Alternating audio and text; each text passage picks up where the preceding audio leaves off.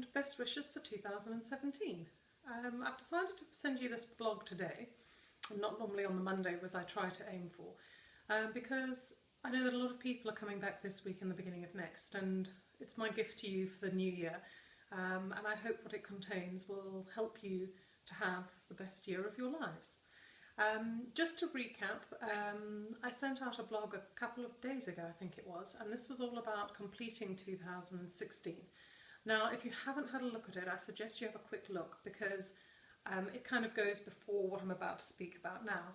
And if you haven't looked at it and you haven't done your completion, then what you'll be doing is dragging into your year now all the sort of resistances and negativity from last year, all the things that you're still dwelling on and haven't actually drawn a line under. So take a quick look at that and then come back to me here and we can continue. So let me get on with it. This year, well now, what I'm going to share with you is a little bit of information about the difference between goals and intentions. And the reason that I think it is so important is that if you do not have the right mixture of goals and intentions, then your life will be lacking in some way. Now, I'm trained as a coach and I've been doing that for many years now. So for a long time, goals were really the bread and butter of my business. You know, I had a client, they'd come to me, they'd tell me what the challenges were, we'd work out what they needed to do to get where they needed to go, and we'd set goals to get them there. Now, knowing about all of this, I've applied it to my life. And the reason I'm sharing this with you is because what happened really made me realise why intentions are so incredibly important. A number of years ago now, I set the goal of having De Beers as one of my clients. When I was working in Botswana, they are one of the sort of top companies, I suppose, in Botswana.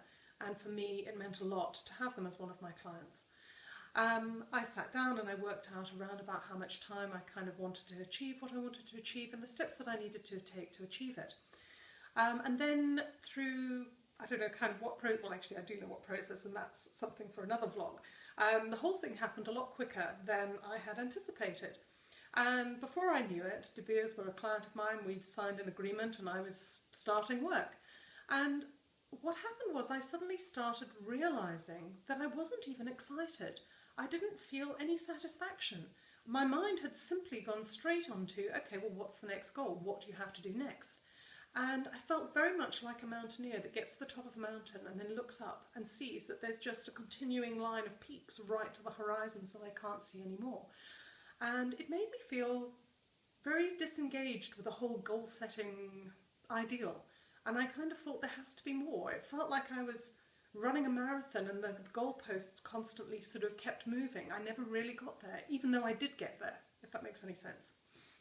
So, cutting it all short, what it made me realise is that there had to be more to life than just setting goals and achieving things. And that's where intention comes in. So an intention for me is the context. It's the vessel that holds what you're doing in your life.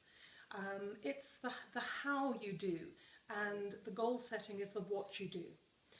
So for instance, let's say that I decide to go on a car journey.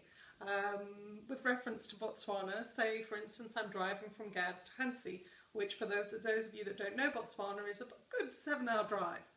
Now my goal is to get to Hansi. I can get there as quickly as I can make lots of steps, I can cut it into 2 days, I can do whatever I want, but my goal is to get to Hansi.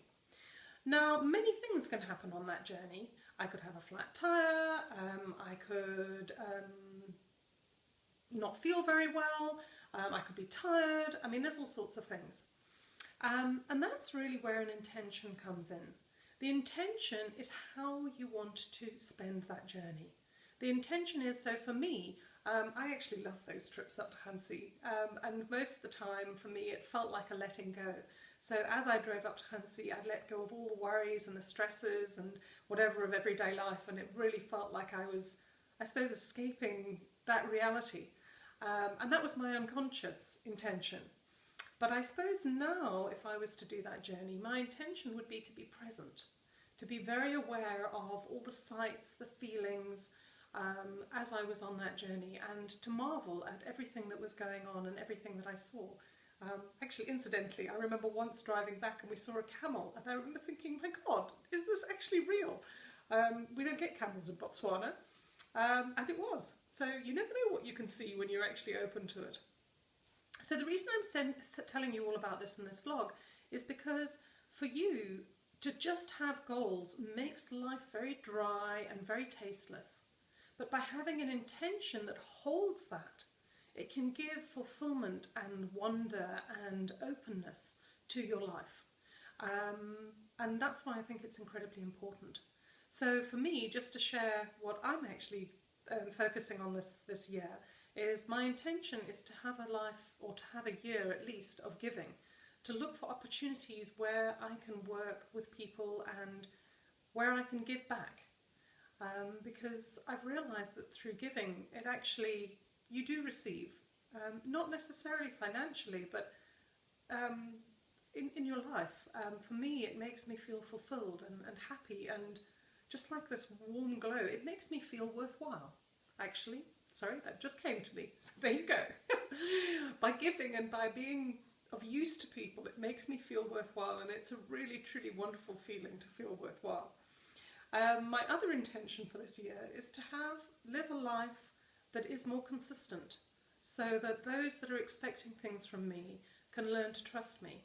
I realise that that's one of my biggest areas for change in the last year, so that is another intention. And how I'm going to achieve both of those things, that's where my goals will come in. I also have goals for my business, having just recently set my business up. I'm kind of a bit scared to share this with you, but my goal this year is to finally publish my book, and I'm hoping to get that done towards the end of the year. And there are various other goals that are all sort of built into everything else. But I hope that what I've shared with you today clarifies the difference between a goal and an intention, and the importance of having both. To me, they're masculine and feminine. Your goal is your drive, it's your straight line, it's your doing, it's your action. Your intention is who you're being, it's your emotions. It also helps you to focus, not necessarily on an end object, but it holds your focus open. And when it gets triggered by what your intention is, you tend to notice things.